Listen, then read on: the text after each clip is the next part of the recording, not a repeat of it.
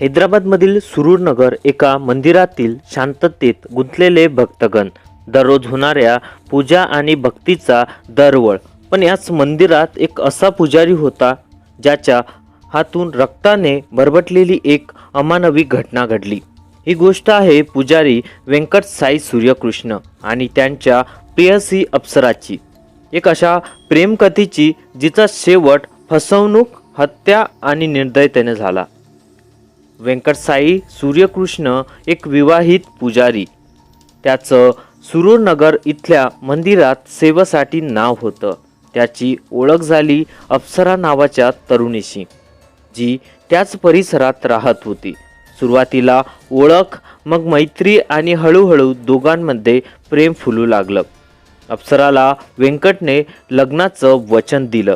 ती त्याच्या प्रेमात इतकी गुंतली होती की तिला हेच वाटत होतं की तिचं आयुष्य आता व्यंकट सहज घालवायचं आहे. पण एक गोष्ट अप्सराला माहिती नव्हती. व्यंकट आधीच विवाहित होता. जशी अप्सराकडून लग्नासाठी मागणी वाढू लागली तसं व्यंकट साईचं मन विचलित होऊ लागलं आणि शेवटी त्याने एक भीषण कट रचला, तिचा कायमचा अंत करण्याचा.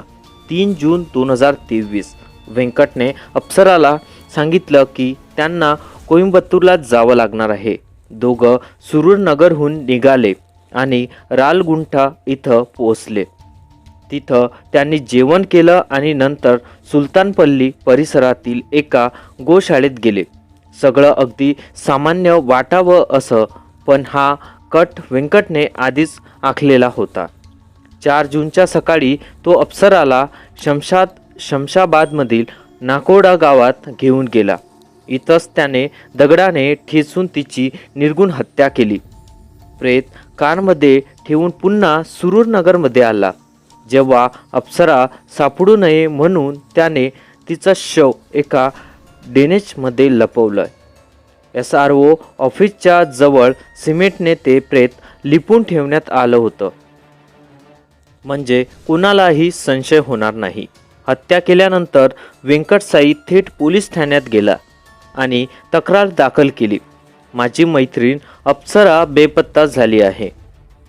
साळसूदपणा आणि नकली चिंता दाखवत त्याने स्वतःवरच संशय घेऊ नये असा प्रयत्न केला.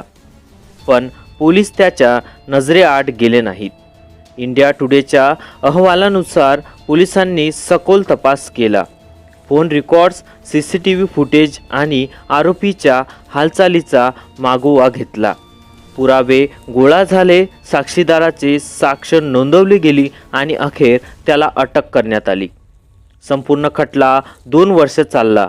सर्व पुरावे आणि साक्षीनंतर न्यायालयाने व्यंकट साई सूर्यकृष्ण याला दोषी ठरवलं.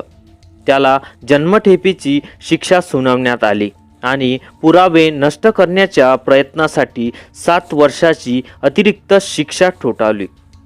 ही कहाणी एकच वेळी प्रेम, फसवणूक आणि पवित्र भूमिकेतील विकृतीचं विभीषण उदाहरण आहे.